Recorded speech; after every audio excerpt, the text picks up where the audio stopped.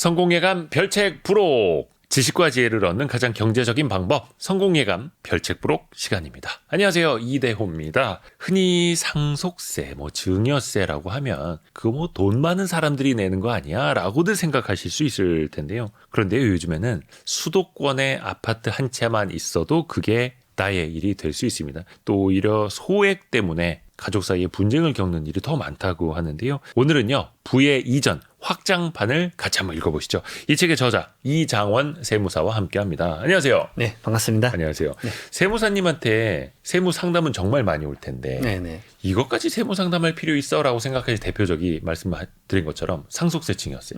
진짜 그건 부자들이나 고민하는 거 아니야?라고들 생각하시지 않나요? 최근에도 이제 사실 그 홍라희 관장님께서 2조의 이제 그쵸. 주식 매각을 해서 삼성과 삼성과 이제 상속세 연부연납을 끝내셨죠. 네. 이제 그런 뉴스들을 많이 접하니까 이건 내 일이 아니다. 근데 이제 최근에 제가 이 얘기를 많이 드려요. 제 친구랑 커피숍에 있었는데 이제 친구가 상속세 그런 거 많이 걷어야 돼. 나라가 힘들잖아요. 부자들한테 걷어야지. 그런 말씀들 많이 하세요. 네. 예. 그래서 제가 곰곰이 듣다가 너희 아버지 그 아파트 한 채 있으시잖아. 주소 어디지? 해서 바로 이렇게 휴대폰 켜서 시가 계산을 간단히 해서 우리나라 참 잘 돼요. 그래서 세금을 딱 말해줬어요. 근데 그 친구가 많이 놀라더라고요. 왜냐하면 자기는 당연히 상속세를 안 낸다고 생각했더라고요. 근데 그 친구가 한 2억 8천 나왔어요. 간단하게 했는데 내야 할 세금이 2억 8천. 그러니까 갑자기 이제 그 친구가 표정이 바뀌더니 이거 아니지, 이건 아니지. 그래서 이거다. 이게 남의 얘기가 아니라 너 얘기다. 그러니까 갑자기 이제 스탠스가 바뀌는 거야. 이건 아니지.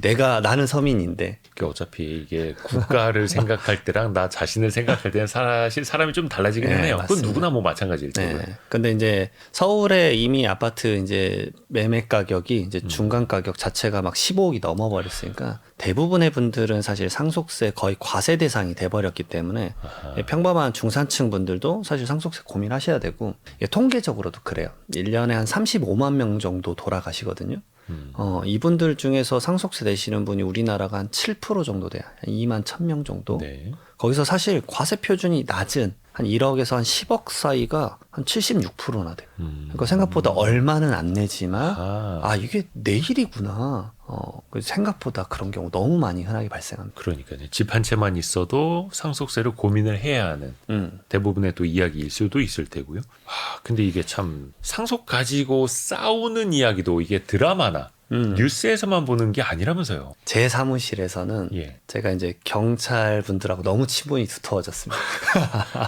세무사 사무실로. 네, 저희 좀 안 좋은 일이 생겨서 경찰 분들이 좀 오세요? 저희 사무실에 너무 많이 싸우세요. 와서요? 네, 왜냐하면 세무 상담 받으러 와서? 네, 상속인들끼리 싸우. 저는 지금 이제 예전에 이제 코로나 때 좀 큰 경험을 한 적이 있어서 상속이 발생한 상속세는 그냥 무료로 상담을 좀 해드리고 있어요.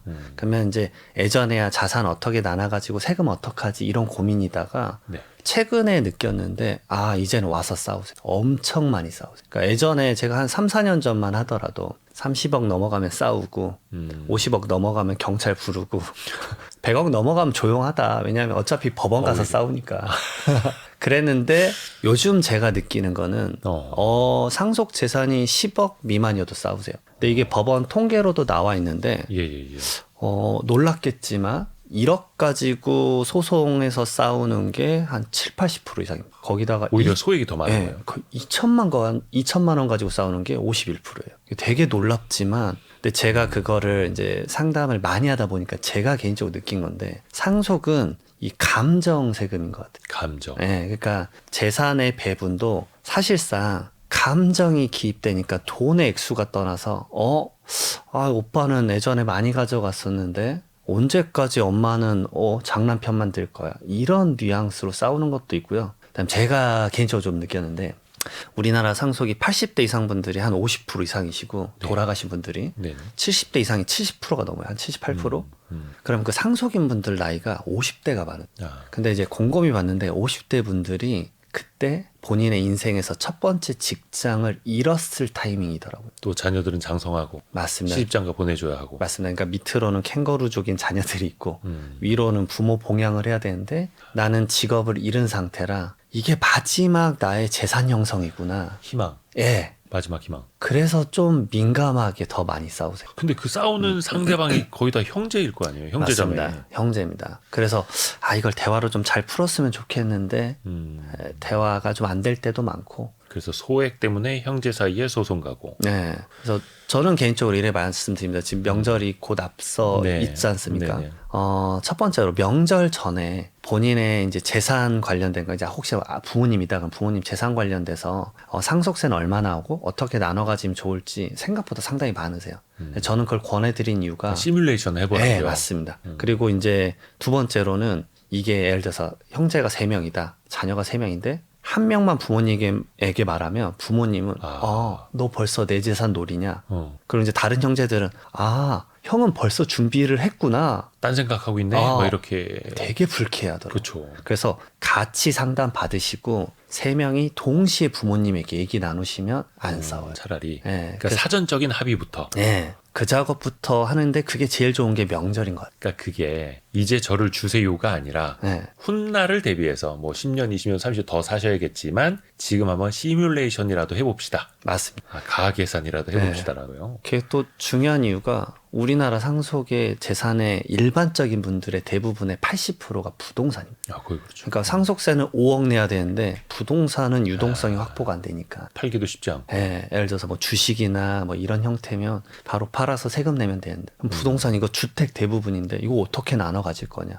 덩어리는 막 20억짜리인데. 그러니까 미리 얘기를 좀 많이 나누셔야 돼요. 준비가 필요하다. 네네. 또 마음의 준비도 그렇고 형제 사이에도 그게 가족 사이에 법원 가는 길을 또 미리 예방할 수 있는 맞습니다. 방법이고요. 근데 일단은 금액으로 보면은 서울에 집 한 채만 있어도 혹은 경기도에 집 한 채만 있어도 상속세 이제 대상이 되는 그런 시대인데 그래서 이 상속세 제도를 좀 개편해야 한다? 혹은 뭐 비과세 한도라도 높여야 된다? 이런 이야기 많이 나왔고 대통령도 관련된 발언을 한 걸로 알고 있거든요. 네. 근데 실질적으로는 지금 진전은 안 되고 있고. 그러니까 이재명 대통령 이제 취임 이후에 이제 100일 기자회견 때 집 한 채로 상속세 때문에 집을 파는 것은 너무 이제 과도한 처사다. 라고 해서 팔아서 세금 내야 되니까. 예, 그게 이제 실질적으로 많이 펼쳐지고 있었으니까 그래서 이제 그것을 개편해야 될 것 같다 그래서 그때 이제 급물살을 타고 이제 의원 입법으로 사실 국회에 올라가기까지 했었습니다. 네. 근데 이제 조세 소위에서 결국은 안 됐어요. 아직은 아니다. 예. 그래서 이제 저는 당연히 될 줄 알았거든요. 그러니까 사실 미리 사전을 상속 준비하시는 분들이 많으세요. 왜냐하면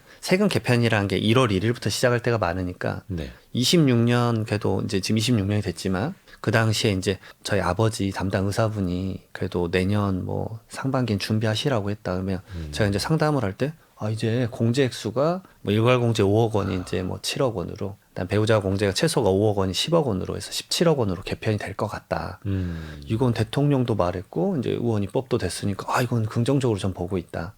근데 이게 안 됐어요. 그래서 이제 그분들이 많이 허탈하셨죠. 그때 이 입법을 할 때 항상 적혀 있는 멘트가 뭐냐면 물가 상승률이 이게 지금 28년째 개편이 안 되고 있고. 그러니까 그 상속세 공제 한도 10억 맞습니다. 원이요. 예. 28년째 10억 원이에요. 예. 28년째 일괄 공제 5억, 배우자 상속 공제 5억 원이에요. 그러니까 물가 상승률 반영해서 뭐 집값은 2점 몇 배 올랐고 모든 물가가 2배 이상 올랐다. 아하. 그러니까 이것도 좀 따라가야 되겠다라 해서 이제 입법을 했었는데 사실상 그게 이제 반영이 안 되니까 좀 안타깝긴 하더라고요. 그러니까 최소한 물가 상승률만큼이라도 공제 한도를 올리면 20몇 억은 될 텐데. 맞습니다. 근데 결국에는 이제 세수 문제, 맞습니다. 또 뭐 부자 감세 아니냐는 이 프레임, 맞습니다. 이게 좀 허들이 높았던 거 아닐까요? 그 개편으로 인해서 세수가 손실되는 게 뭐 엄청난 액수냐라고 하면은 그렇진 않아요. 사실 한 6천억 정도인데 그럼 엄청 큰 돈 아니냐라고 할 수 있는데 1년에 거치는 세수가 350조 정도다. 네. 그러니까 예산은 한 740조고 매년 한 350조가 세수로 거치는 건데 거기서 6천억이 과연 엄청난 뭐 부자 감세나 많은 세금일까? 이제 그 낮은 구간에 속해 있으신 분들이 너무 많은데 그분들이 이제 갑자기 너무 거액의 세금을 내니까. 그러니까 상속인 분들이 직장인이면 당황해 하세요. 왜냐하면 연말정산으로 본인은 이제 세금을 가장 많이 내봤던 게 뭐 300, 400만 원 이런 건데 갑자기 이제 5천에서 1억 내라고 하니까 그렇죠. 이게 직장인 같은 경우에는 연말정산 이후에 뭐 13월에 월급이라고 해서 한 50만 원 환급 받는 것도 되게 커 보이고 맞습니다. 100만 원 뱉어내야 하면 정말 막 배 아프고 한데 물론 이제 집을 물려받을 수는 있겠으나 갑자기 수억 원의 세금 맞습니다. 뭐 당연히 또 집을 팔아야 되겠고 형제끼리 또 나눠야 되겠고 이게 미리 또 준비를 해야 되겠고 하여튼 사회적으로는 조금 더 이제 상속세 개편에 대해서 더 머리를 맞댈 필요가 있겠네요. 근데 네. 유류분 공제도 이것도 안 됐잖아요 지난번. 뭐 유류분 해가지고 이제 상속 뭐 예를 들어서 상속인별로 받는 것만큼 뭐 내 상속을 내자라는 뭐 유산 취득세 개편도 있었는데 네. 그것도 여지없이 안 됐고 그 상황 공제도 안 되면 뭐 세율이나 나머지 개편은 사실 힘들 것 같습니다. 이건 좀 더 지켜보죠. 그러면 이제 우리 일상으로 한번 들어가 볼까요? 잘못 알고 있는 것들. 잘못해서 세금 폭탄을 받는 것들이 네. 이제 있으니까 세무사님한테 이제 조언을 받아봐야죠. 효자가 상속세를 더 낼 수 있다라는 건 어떤 얘기예요?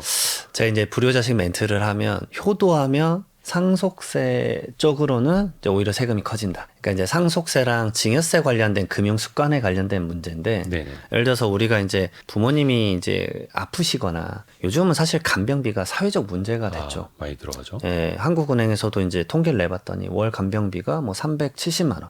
근데 그게 한 1, 2년 전이거든요. 지금 사실상 간병비 더 높습니다. 엄청나게 높아요. 예. 하나의 이제 엄청난 시니어 사업으로 자리 잡을 정도니까. 근데 이제 간병비랑 병원비랑 생활비 내주면 월에 뭐 합치면 뭐 500에서 뭐 1000까지 해버리니까.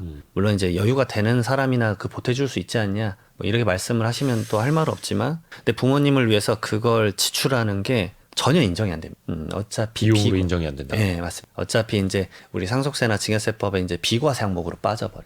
반대의 개념으로는 똑같습니다. 왜냐하면 부모님들이 이제 자녀 부양해줄 때 네. 당연히 그런 것들을 막 증여로 보지 않듯이 예, 생활비를 증여로 보지 않듯이 이제 부모님을 우리가 부양해야 되는 상황에서도 마찬가지다. 그러면 1년에 간병비로만 수천만 원을 써도 그게 비용으로는 인정되지 않으니 네, 맞습니다. 그럼 어떻게 해야 돼요? 그래서 이제 오히려 제가 이런 말씀을 드려요. 네. 이거 간병비나 병원비 인정이 안 되는데 정말 조금 뭐 애석한 상황이지만 오히려 부모님에게 돈을 빌려드려라. 네. 빌려드리고 차용증을 쓰고 그걸 기록을 남겨라. 왜냐하면 그거는 부모님이 빌려가고 알아서 그걸로 일상생활 영위한 거니까. 그러니까 약간은 좀 해괴한 형태가 될 수도 있다. 예를 들어서 1년에 간병비로 한 5천만 원이 나가요. 그냥 내 생돈이 아니라 5천만 원을 부모님께 빌려드린 걸로 하고 차용증을 쓰고 맞습니다. 그 5천만 원으로 연간 간병비로 부담하면 네. 나중에 상속세가 됐든 증여세가 됐든 그렇죠. 유리해지는 거예요. 그런 부분을 이제 주장할 수가 있죠. 아버지가 사실 간병비만 쓴 게 아니라 다른 비용의 목적으로 돈이 필요하다 그래서 빌려줬다. 왜냐하면 부모 자식 간에 차용증 쓰는 건 아직도 어색한 그런 사실 상황이지만 그렇죠. 왜 어떤 어르신은 좀 경직된 사고 갖고 계시면 네가 나한테 5천만 원 주지도 않았는데 왜 차용증을 써야 돼? 이러실 수도 있을 것 같거든요. 네. 그래서 그 자금이 첫 번째로 많이 없고요, 사실은. 네, 유동성이 자녀분들 그리 많지는 않아요.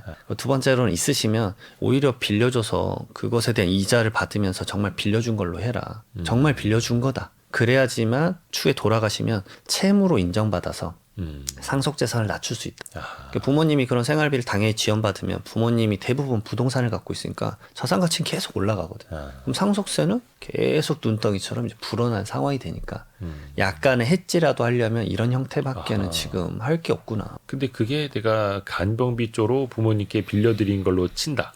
차용증을 써야겠으나. 근데 이제 금융적으로 실질적으로 이체가 된 것과 기록을 남겨놔야 되잖아요. 맞습니다. 그건 무조건 남겨놓죠. 그러니까 큰 목돈을 줄 수 있느냐 이런 여부도 고민해봐야 되고 그게 안 되면 이제 부모님이 본인 자금으로 써야 돼요. 그러면 이제 부모님들 싸우네 생각하시죠. 아니 내가 1억의 자녀들 대성시켜놨는데 아니 무슨 간병비나 병원비나 나한테 생활비 내라고 하냐. 용돈도 못 받냐.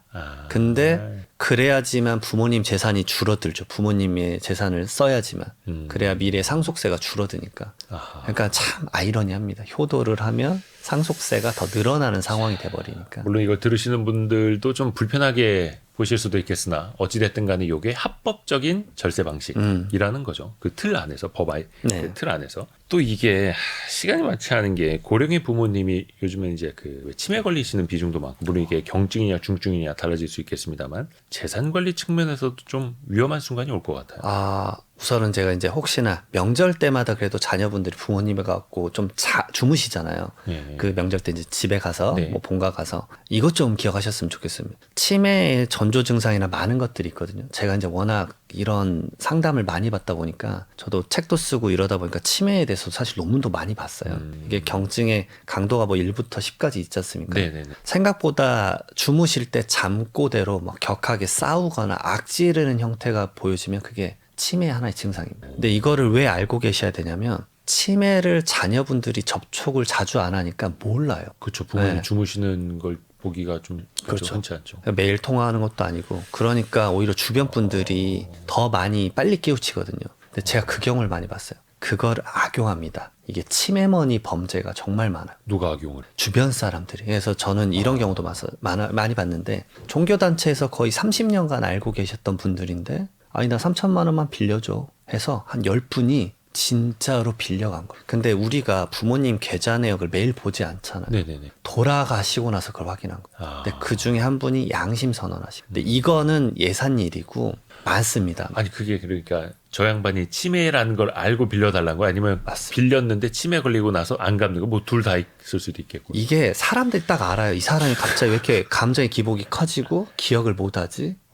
그러니까 또 그런 분들이 만났을 때만 얘기해요. 휴대폰에 이런 기록들을 안 남기려고. 만났을 때 그래서 현금 뽑아서 줘. 아, 카톡 메시지로 안 네. 남기려고. 그러니까 그런 것도 봤고요. 이야. 그 다음에 몸이 아프시잖아요. 그러니까 야 이게 좋대라고 하면서 막 이상한 약 같은 거를 아주 덤핑에 판다거나 비싸게. 저는 이상한 코인에 다단계에 빠지셔서 3억 쓰신 분도 봤고 근데 그게 정신적으로 좀 이렇게 온전치 않은 상황을 알고 막 악용하는 사람들이 맞습니다. 주변에 있다는 거예요. 예, 그리고 막 구술해야 된다 그래서 몇 억 쓰시고 어머나. 이런 것들 자녀한테 말하면 자녀는 이제 절대 반대할 거니까 모르게. 예, 근데 그것도 돌아가신 다음에. 그렇죠. 근데 환장할 일이 뭐냐면 상속세 중에 이런 게 있습니다. 네. 그러면 돌아가시기 전에 1년 내 2억 원, 2년 내 5억 원의 인출 금액이 있는데 그걸 소명을 못하면 상속인이 그걸 상속재산에 넣어서 상속세를 내야 돼요. 오메나. 그러니까 그런 게 발생한다. 그러니까 돌아가시기 직전에 저는 이걸 너무 많이 경험했는데 죽음에 도래하면 사람들이 이성적으로 생각보다 활동 안 해요. 아, 그렇죠. 네, 그래서 저는 막 지리산 산삼을 막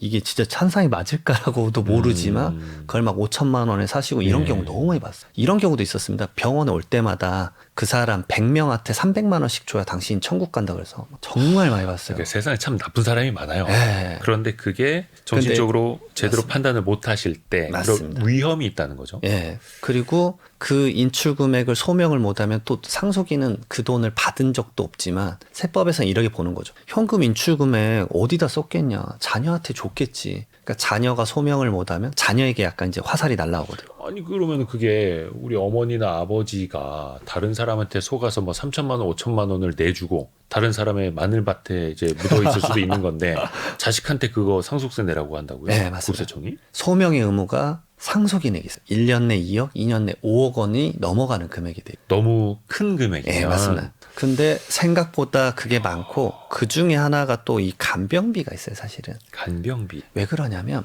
간병인 분들이 요즘은 이제 간병센터나 이런 이제 공식 업체가 많이 생기긴 했는데 예. 사실 좀 아름아름 구하시거든, 사실은. 아, 그죠. 뭐 누구 지난번에 병원 갔을 때 그분 뭐 괜찮던데 소개 좀 해줘 뭐 이럴 수도 있고. 그렇죠. 근데 이제 그 간병인이 대부분 약간 이제 우리나라 국적이 아니신 분들. 아, 근데 이제 약간 그 일을 하면 안 되는 뭐 불법 체류나 계좌도 없으신 분들이 많아요. 아하. 그러면 그분들은 항상 이렇게 말씀하시거든요. 현금 뽑아서 주세요. 그러면 결국 또 현금 뽑은 내역이 생기는. 그래서 하다못해 제가 간병인 분들에게 그런 비용을 준다 그러면 분기마다 그래도 확인증이라도 받아놓고 그분들 신분증이라도 사진이라도 찍어놔라. 가장 안전한 건 계좌 이체를 하는 거고 네. 그게 안 되면은 확인증에 뭐 그냥 네. 간이 영수증처럼 네, 뭐 이렇게 그런 사인이라도 받아놓으라는 네. 거예요? 그리고 계좌이체를 말씀하시는데 계좌가 없는 분들도 상당해요. 그리고 계좌이체로 해달라고 하면 그분들도 딱 알아요.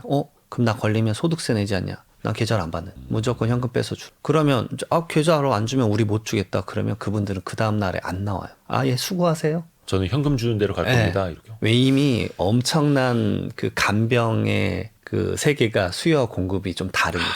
예. 그러니까 공급이 달리니까. 예, 근데 맞습니다. 그래서 급한 대로 일단은 현금으로 드리는데 그랬다가는 이 돈에 대해서 출처를 이제 소명을 또 상속인이 해야 되니까 그래서 확인증이나 이런 거라도 최대한 남겨놔라. 그럼 확인증에는 그 상대방이 뭐 주민번호가 없겠구나. 그죠? 뭘 써야 돼요? 그래서 외국인 등록증을 찍어 놓는 경우. 아, 외국인 등록증이라도 네. 받아놔라. 네, 그러니까 사본으로. 네. 하여튼 이거는 나중에 그 외국인을 찾아서 국세청이 과세할지는 모르겠으나 일단 그 과세 덩어리가 나한테 오는 거는 방지하기 위해서라는 그렇죠. 거죠. 상속세율이 높으면 막 50%씩 하니까. 최소한의 대비네요. 네, 최소한의 이거는 대비. 진짜 저도 몰랐었고 이거 모르는 분들 많으실 텐데. 네. 그러니까 실무적으로 저는 이 업무만을 거의 아주 많이 하기 때문에 의외로 간병비에서 터지는 게 많네요. 네, 간병비가 많습니다. 생각보다 가액이 높고요. 병원비는 하다못해 병원에 가면 5년치 내역이 있거든요. 네. 그 개인정보 때문에 5년치밖에 보관을 못하지만 네. 돌아가시 직전 5년치라도 있으니. 맞습니다. 근데 간병비는 한 번 나가면 뭐 1, 2년 동안 매월 맞습니다. 수백만 원씩 네. 이렇게 그러니까 그게 이제 포착이 안 될 때가 많아요. 그러니까 좀 극단적인 얘기를 말씀을 드렸지만 간병비는 사실 일상적이더라고요, 이제. 그래서 이 부분에 대해서 어느 정도 챙기셨으면 좋겠다고 제가 많이 말씀드리고 있어요. 또 이번에는 부모가 자식에게 주는 증여세 한번 좀 생각을 해볼까요? 일단 부모님의 카드라든지 부모님의 지원을 받아서 생활하는 청소년뿐만 아니라 이제 성인들도 있지 않습니까? 이거는 어디까지가 괜찮은 겁니까? 간단합니다. 이 지원을 받는 분이 경제적 활동을 하나 안 하냐 차이예요. 왜냐하면 제가 이제 사실 그 어떤 아이돌 분들도 고객으로 있으신데 오. 그분은 형이죠. 저보다 돈을 많이 버시니까. 형님이라고 부르고 싶은데 돈 항상 많으면 형님. 네, 뭐 그런 상황인데 그분은 이제 생활비를 받으시면 안 되죠. 왜냐하면 이제 그쵸, 수익이 당연하죠. 너무 높으니까. 그러니까 나이가 중요하지 않다. 아, 결국은 소득을 버냐 안 버냐, 피부양에 이제 그런 의무에 있느냐 없느냐 요 차이고요.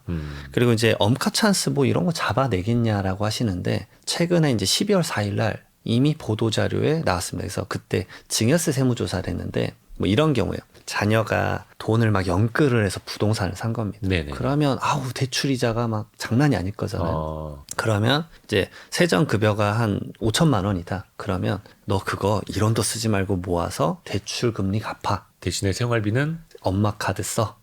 근데 첫 번째 케이스가 그걸 잡아냈어. 어떻게 잡아내요? 국세청이 그걸? 생각보다 쉽습니다. 쉬워요? 그러니까 많은 분들이 이제 얘 뭐 엄마 카드 쓴 것까지 어떻게 알아? 근데 이제 첫 번째로 이런 거죠. 엄마는 예를 들어서 부산에 사세요. 자녀는 여의도에 있어요. 근데 엄마 카드가 여의도에서 막 결제가 돼요. 우리나라 카드는 개인 정보가 없습니다. 예, 뭐 편의점, 여의도점 다 나오잖아요.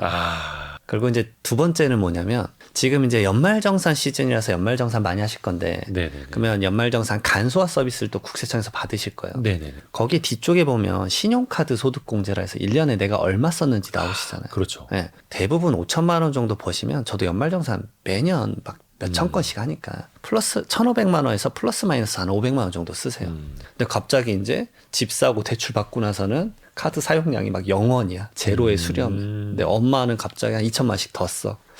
뭘까? 이런 이제 퀘스천을 가지는 거죠. 근데 이제 잡힌 케이스는 사실 좀 과도했어요. 제가 지금 좀 극단적으로 말씀드렸지만 그 엄마 카드로 또 금괴도 사고 뭐도 사고 그래서 자산을 더 축적을 한 케이스입니다. 엄마의 비용으로 나의 자산을. 네. 그러니까 생활비는 당연하고 거기다가 이제 좀 과도하게 너무 나갔네. 네, 금괴 그다음에 막 해외 여행 그런 걸 쓴 거예요.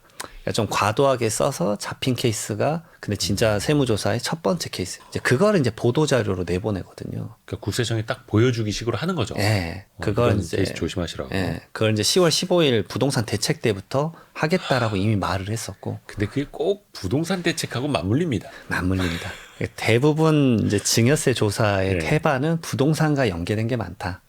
그게 또 거기에서 큰 덩어리가 나오니까. 맞습니다. 그러면은 일단은 금액적으로도 그렇고 횟수도 그렇고. 맞습니다. 요게 또 이제 반복이 되고 커지면은 조심해야 되겠다. 맞습니다. 근데 아마 대부분의 이 방송을 보시거나 이제 들으시는 분들 그 생각하실 거예요. 아니 나는 뭐 생활비 받아서 써도 혹은 생활비 들여도 세무서에서 전화 한 통 받아본 적 없고 내 주변에도 세무서에서 연락받은 사람은 거의 없는데 맞아요. 뭐 맨날 유튜브 보고 방송 보고 뭘 조심하라는 거냐 이렇게 생각하실 수도 있거든요. 그렇죠. 공포 마케팅이다.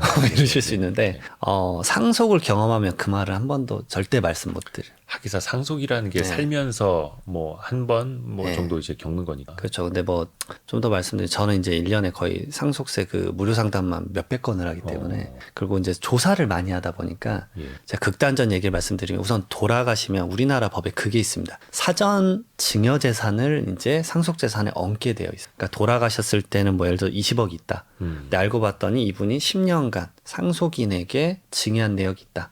그다음 상속인 이외의 의자는 5년입니다. 네. 그래서 상속인은 대표적으로 배우자랑 자녀. 네. 그다음 상속인 이외의 의자로는 이제 손주, 사위, 며느리, 형제. 그리고 나오면 안 되는 분이 한 분 있는데 뭐 내연, 여대연 나오면 안 되고 뭐 이런 분들이 얹어져요. 그러니까 돌아가셨을 때는 20억인데 그 동안에 배우자나 자녀에게 준 게 뭐 10억이 있었다. 그럼 이걸 얹어서 30억으로 계산합니다. 과세 표준이 커지는 거예요. 네. 그러니까 사전 증여를 했다라고 해서 뭔가 세금을 더 절세하고 이게 안 될 수 있는 거예요. 네. 근데 이제 대부분은 뭐냐면 이런 식인 거예요. 자녀가 이번에 결혼했는데 전세자금 3억 원 정도 주자. 뭐 이런 거 잡겠어? 그래서 제가 말씀드려요. 처음에 안 잡을 수 있다. 근데 네. 건강하셔라 제발. 10년 이내에 돌아가시면 계좌 내역이 포착이 돼서 그게 이제 추징이 일어난다. 그러면 먼저 이겁니다. 그 당시 시점에 증여세나 이런 거 안 내지 않았냐. 네. 제가 이런 케이스가 있었어요. 9년 11개월 28일 전에 3억 원 증여한 게 포착됐어요. 과세관청에서 간단해요. 10년치 이야. 계좌를 그냥 칼같이 봅니다. 모든 계좌 내역. 그게 돌아가시기 10년 전 거까지. 네, 딱 일할 계산해서 딱 10년간.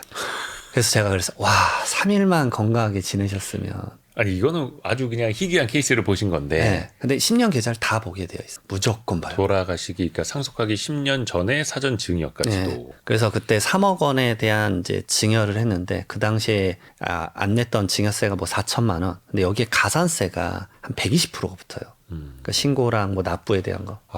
요게 뭐 우선 한 9천만 원이고 10년치의 가산세요? 네. 그거 엄청 센데. 네, 거의 100%가 넘죠. 그리고 이제 이 3억을 또 얹어서 상속세를 또 내는 겁니다. 그래서 한 2억 3천만 원 정도 내셨어요. 그런데 이게 가산세라는 게 뉴스에서 보면 나쁜 짓 한 사람, 탈세한 사람들이 무는 걸로 생각하실 수 있겠지만 몰라서 맞습니다. 헷갈려서 내게 되면 진짜 그것만큼 억울한 거 없잖아요. 억울하고 아깝죠. 근데 이제 이 정도 가지고 그러니까 살아생전에 주더라도 안 걸릴 때도 있는데 대부분은 이제 부동산 관련되면 좀 많이 잡을 수 있다. 이게 첫 번째고 그다음에 하나 더 극단적 사례를 또 말씀드리면 최근에 제가 또 이제 조사했었던 케이스인데 손녀에게 네. 청약 통장을 만들어 준 거예요. 그래서 그럴 수 있죠. 그럼 할아버지도 많아요. 그래서 월마다 2만 원씩 네. 그 120개월치 240만 원을 이제 포착을 해서 추징을 했습니다. 그래서 56만 원. 그러니까 말 그대로 계좌 내역을 다 보는 거예요. 소액까지도. 네. 그러니까 많은 분들이 뭐 100만 원 미만은 안 본다 이런 얘기들을 하시는데 예전에 좀 이제 세무서에서 좀 봐준다 그런 게 좀 있긴 있었는데 네. 요즘은 저는 이제 그 케이스가 제 전환점이기도 했어요. 손녀에게 2만 원 준 것도 포착하는구나. 아니 그게 포착이라기보다는 어디 쭉 이제 내역을 뽑아보면 그 엑셀의 한 칸에는 있겠으나 그것 때문에 뭐 이렇게 세금적으로 문제가 생기고 그럴 수도 있는 거예요. 그렇죠. 어쨌든 10년간 손녀의 자산 형성을 이루고. 네. 그 누적되어서. 네, 누적돼서. 반복 누적. 네. 그러니까 이게 가랑비에 옷 젖는다고 계속적으로 주다 보면 이게 아주 무섭습니다. 그러면 그걸 다 모아서 네. 합산을 해서 네. 세금 내라고 네, 하는 맞습니다. 거예요. 그러니까 상속이 펼쳐지면 갑자기 이제 과거의 모든 내가 이렇게나 받았었나 아빠한테? 그러니까 대부분의 상속인분들 미팅하면 우리 아버지는 주신 것도 없어요. 뭐. 절대 준 것도 없어요. 근데 실제 열어보면 달라질 수 있다. 아빠 나한테 이렇게 많이 줬었나? 그러니까 용돈은 말 그대로 용돈으로 쓰는 정도로만 막 이렇게 생각을 해야 되는 거네. 자산 형성으로 이어지면 안 된다. 네. 반복적으로. 그리고 이제 상속이 일어나면 사실 용돈이라고 줬다고 하더라도 받지 않았냐 그래서 이제 증여로 오해받는 경우가 많아요. 결국 상속세 조사는 그래서 좀 타이트하다. 이걸 좀 경험을 안 하신 분들은 뭐 하겠어라고 하지만 경험을 하시면 좀 스트레스가 강합니다. 그 왜 아까 잠깐 자녀가 집 살 때 혹은 전세금 뭐 도와주는 것도 이야기를 했습니다만 우리 주변에서 정말 많이 있는 일이잖아요. 그것도 집은 못 사주니까 전세금의 일부라도 보전해 주자. 어차피 나중에 뭐 죽어서 자식 줄 거 미리 떼서 좀 주자라고 네. 하시는 분들도 있을 텐데 맞죠. 이건 어떻게 대비를 해야 됩니까? 이거 할 때 제가 또 이 케이스를 말씀드립니다. 이제 그러면 이제 이것도 걸릴까봐.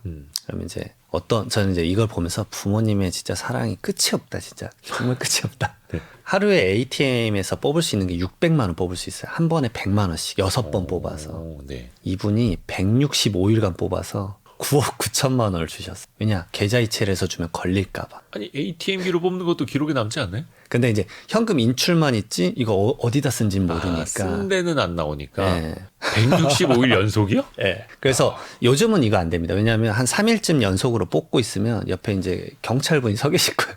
왜냐하면 보이스피싱 인출책으로 오해받습니다. 아. 네.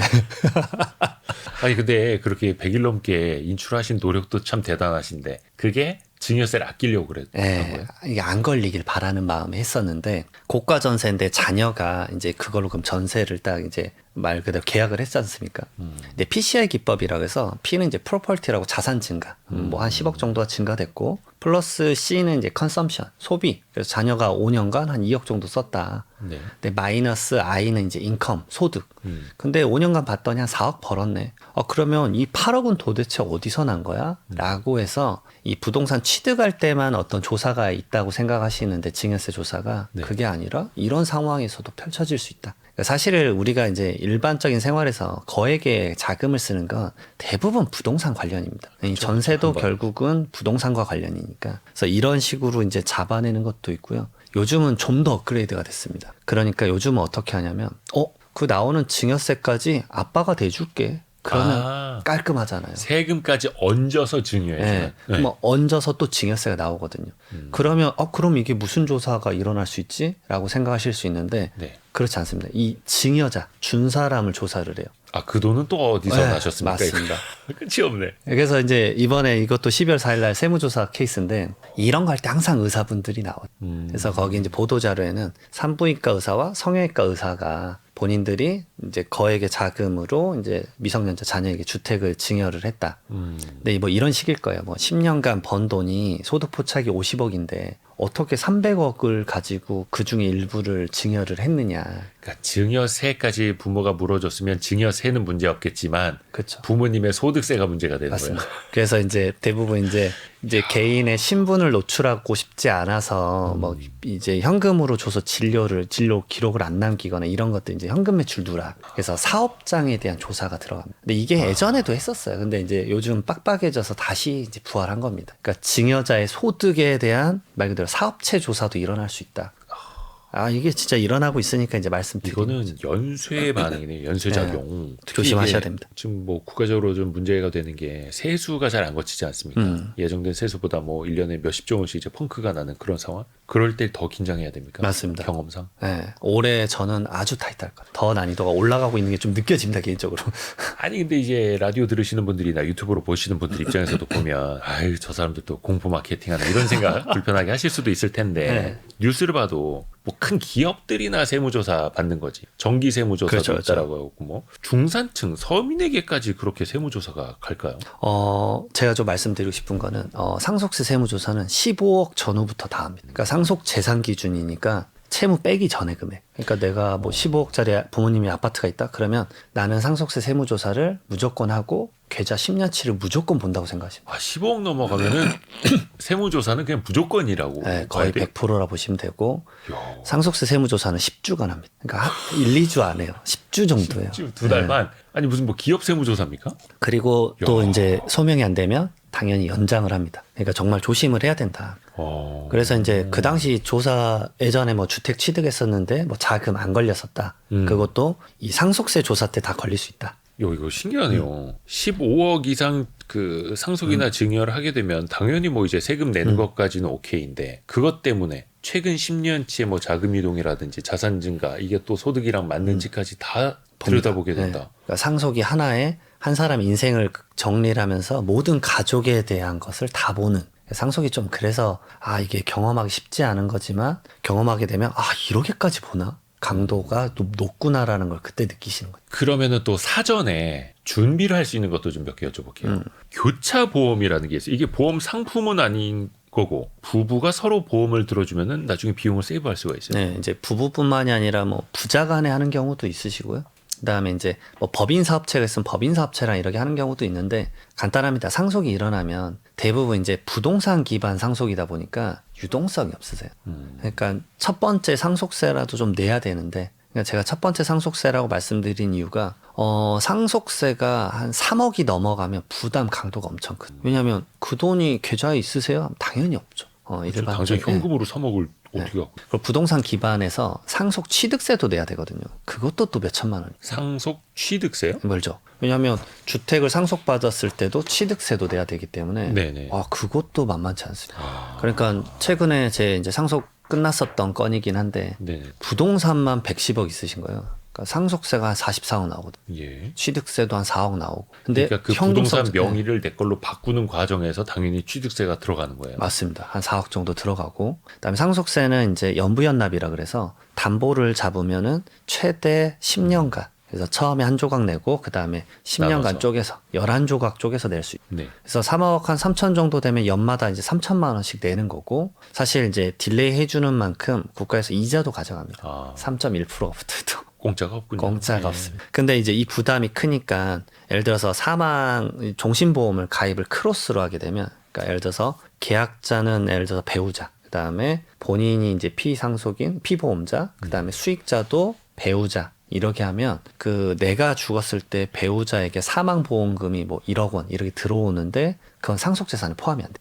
그러니까 유동성은 생기면서 말 그대로 이 상속재산에 포함되지 않으니까 요 정도는 이제 많이 준비하면 좋은데 이걸 이제 나이가 드신 분들이 이 방송을 들으시면 사실 이미 늦으신 분들이 많을 거예요. 왜냐하면 종신보험도 이제 나이가 좀 일찍 해놔야 돼. 네, 나이가 많이 드시면. 그래서 제가 많이 권하는 건 이제 피상속인, 아버지의 상속을 경험하신 분들에게 이제 상속인 분들에게 권해드려요. 이제 선생님도 자산 지키셔야 되는데 보지 않았냐? 부동산 기반인데 지금 상속세 내려고 정말 힘들지 않으시냐? 그러니까 이제 이 보험을 한번 가입하시는 거 권해드린다. 근데 이게 서로가 상대방의 보험료를 내주고 나중에 보험금은 그분이 받도록 하는 건데 이것도 그러면은 왜 국세청이 출처를 또 따라가면은 맞습니다. 이거 당신이 해준 거 아니에요? 이렇게 볼 수 있을 텐데 맞습니다. 어떨까요? 그래서 이제 보험료는 본인이 직접 내야 돼요. 이건 100% 봅니다. 그러니까 가끔 이제 보험 가입하실 때 아니 그거 계약만 그렇게 하면 된다고 들었는데 라고 해서 그분이 그러면 상속세 세무조사 해보셨어요? 상속세 세무조사하면 보험료 납입 내역 10년치 거 갖고 오라고. 그러면 거기 어떤 계좌에서 보험료가 납입됐는지 뻔히 나오잖아요.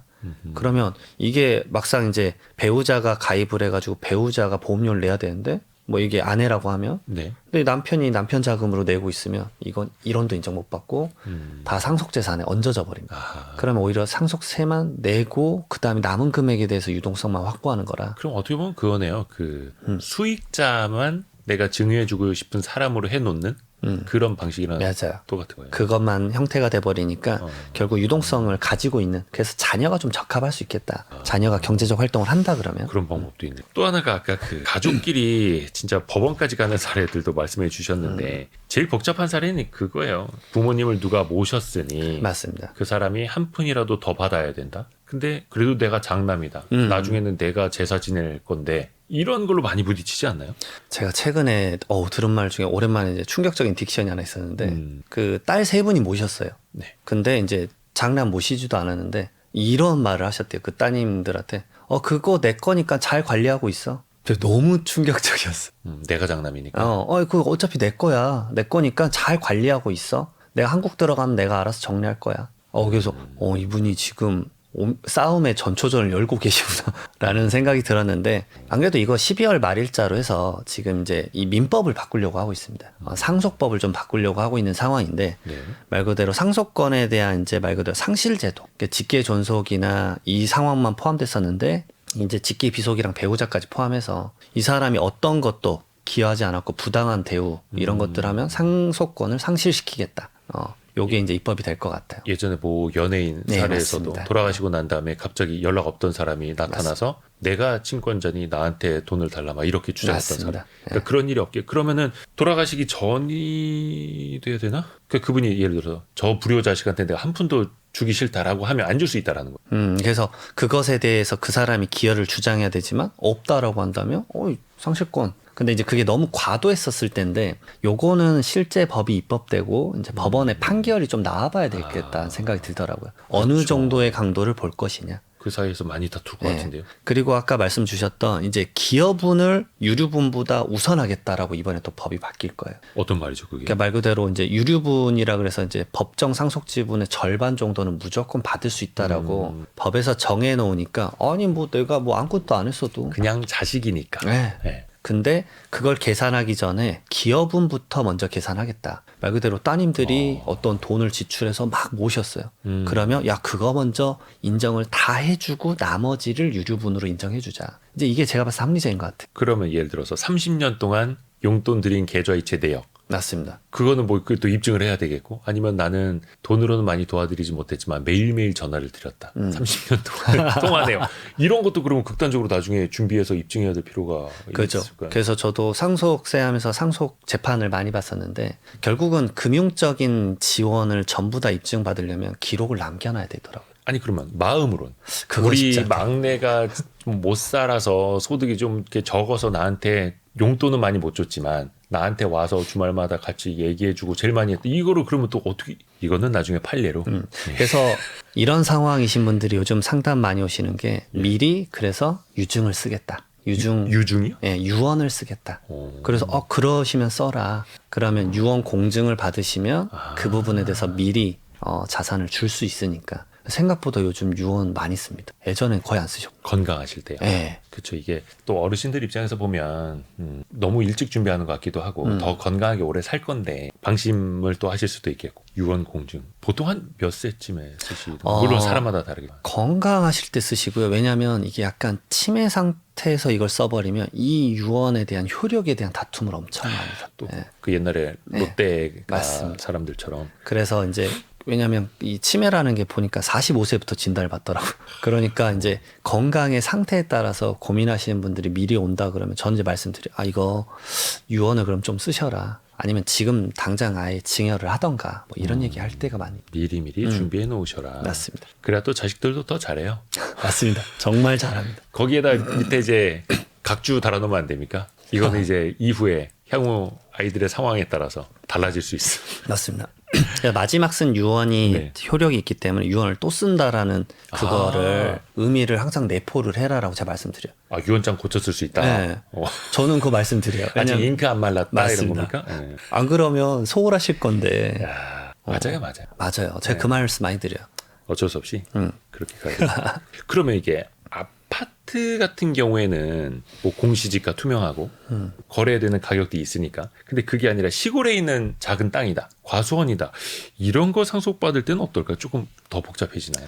우선은 이제 총 상속 재산가액이 얼마인지 보시고 배우자까지 있는데 10억 원 미만이다. 그러면 대부분 이게 뭐 기준시가로 받고 끝내지 라고 생각을 하시는데 저는 이렇게 말씀드려요. 그것만 있다라고 정말 생각이 되면 가격을 최대한 올려놔라.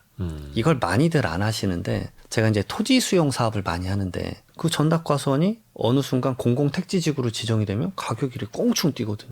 그리고 미래 팔 때 그러면 결국 양도세를 많이 내요. 그렇죠. 양도소득세를 많이 내게 되니까 지금 가격을 올려놔라. 그러니까 제가 시뮬레이션 간단하게 해본 게 10억 원까지 어차피 공제다. 이때까지는 세금이 0원이다. 그러면 5억 원으로 아무 생각 없이 상속받았을 때와 간평해서 8억으로 올렸다. 감정평가로.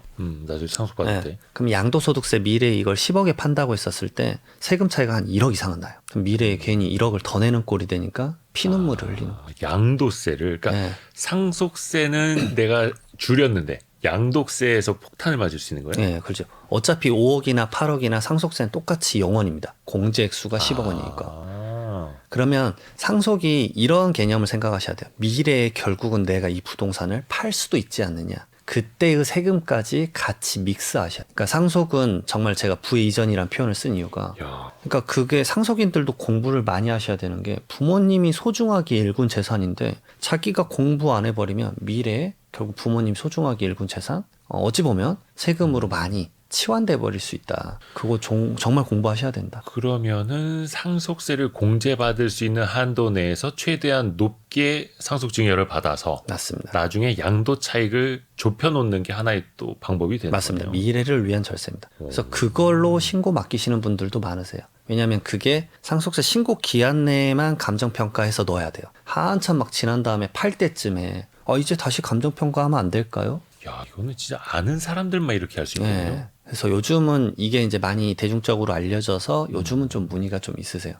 상속세는 안 내지만 내 재산을 높여놓고 신고를 하겠다. 미래에 팔 거니까. 그럼 이 경우에도 돌아가신 다음에 상속을 받는 것과 살아계실 때 조금 더 왜 그런 생각들은 많이 하잖아요. 좀 저렴하게 상속받아야겠다라는 예. 그러니까 저렴하게 증여받아야겠다라는 이건 또 케이스마다 달라요. 그렇죠. 케이스마다 가격대마다. 다르고 이제 지금 예를 들어서 근데 이제 저는 그런 말씀 드리는 거죠. 전담 과수원이면 이 증여도 못 받는 경우가 많습니다. 왜냐하면 농지법상 농지 취득 자격 증명이 돼야 돼요. 아, 그렇죠. 네, 그러니까 막 지역이 멀리 떨어져 있으면 어차피 받지도 못한다. 그러니까 그런 것들에 대한 지식을 쌓아놓는 게 선생님들에게 필요하다. 공부를 해야 된다. 그러니까 부모님 재산에 대한 형태에 맞게끔 이거 지금 받는 게 나을까? 자산 가치가 더 올라간다 그러면 미리 받는 게 좀 나을 것 같은데 이런 것들을 증여와 상속 말 그대로 살아 생전이냐 아니 돌아가시고 나서 받을 거냐 요 고민을 시뮬레이션을 해보셔야 돼요. 야, 정말 필요합니다. 오늘은 부의 이전 확장판 이 책을 이장원 세무사와 함께 읽어보고 있는데요. 이 책을 관통하는 핵심 구절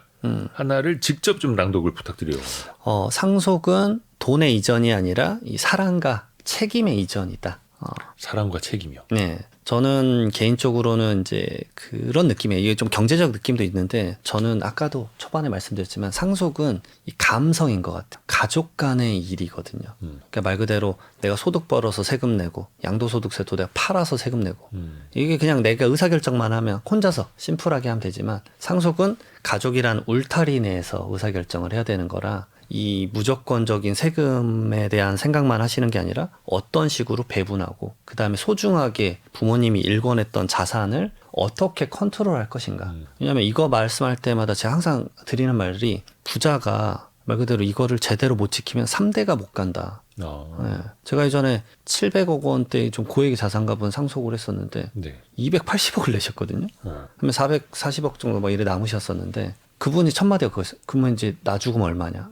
두 세대 더 지나서 3대가 딱 되니까 120억 남더라고요. 700억이요. 예. 그러니까 상속세가 그만큼 이제 좀 높은 세금이니까 지켜야 되는 방법에 대해서 상속인들도 같이 머리를 맞대고 해야 된다. 근데 이게 한 명의 일이 아니라 울타리로서. 그러니까 누가 막 상속재산에서 욕심 부리다가 탈이 나버리면 이건 남이 되는 것도 있고 좀 쉽지 않다. 그러니까 물론 이제 어떤 분들은 국가도 어렵고 세수도 부족한데 그렇게 해서 다시 또 사회 환원은 해야 하는 것 아니냐, 세수는 충족해야 하는 것 아니냐라고도 말씀하실 수 있겠으나 개개인적으로 보면은 이 자본주의 사회에서 개인의 또 사유재산을 또 어떻게 후대에게 물려줄 수 있을 것인가는 너무나 이제 본능에 가까운 이야기이기 때문에 물론 여기는 합법적인 틀 내에서 맞습니다. 법 테두리 내에서 고민을 같이 해보자라는 취지고요. 마지막으로 그 상속세 준비를 좀 언제부터 해야 합니까라고 묻는다면 세무사님은 뭐라고 대답해 주세요? 저는 가장 빠를수록 좋은 것 같아요. 왜냐하면 부동산 기반이시기 때문에 부동산 가치가 만약 계속 올라간다 그러면 조금만 늦으면 이제는 아예 주지도 못하겠네. 이제 많은 분들이 그냥 증여해주면 되지라고 이제 결정하시고 막상 세액 딱 들어보시면 못하겠네. 우리나라는 증여세도 수증자인 자녀가, 취득세도 자녀가 내야 되기 때문에 그 세금을 낼 능력이 안 되면은 주고 싶어도 못 줘요. 그러면 자산가치 계속 올라가고 미래 상속세는 더 커지니까 결국 그 부동산 팔아서 세금 내고 있다. 그런 상황이 펼쳐질 수 있기 때문에 최대한 빨리빨리 증여를 하고 뭐 10년 내에 증여하면 어차피 합쳐진다면서 그 말은 이제 계산법이 다를 수 있는데 지금 증여하면 10억이지만 돌아가셨을 때 시세가 50억이면 40억 정도에 대해서는 추가로 세금 내는 건 아니니까 미리 자산의 이전을 한 게 이득을 볼 수는 있겠죠. 그래야 오히려 사전 증여를 해놓고 부모님이 더 오래 건강하게 사실 맞습니다. 수 있도록 또 응원해 드릴 수 있고. 근데 딱 하나 더 있는 게 부모님의 재산이 한 덩어리로 크게 있다 그러면 저는 주지 말라고 합니다. 그러면 이제 갑자기 부모님에게 효도를 안 할 수도 있고 말 그대로 아직까지는 기득권을 좀 쥐고 계셔라. 그렇죠. 그것도 필요하죠. 근데 이제 분리해서 한 세네 가지의 이제 어떤 자산의 카테고리가 있다 그러면 한 두 가지는 나눠 주셔도 되지 않을까. 이런 식으로 말씀을 드립니다. 오늘 별책부록은 부의 이전 이장원 세무사와 함께 읽어봤습니다. 고맙습니다. 네, 감사합니다. 감사합니다. 별의별 이야기를 책을 통해서 나누는 별책부록 마칠 시간이고요. 월요일 아침 9시 5분에 성공예감 이대호입니다는 다시 돌아옵니다. 성공예감은 오늘도 여러분을 응원합니다.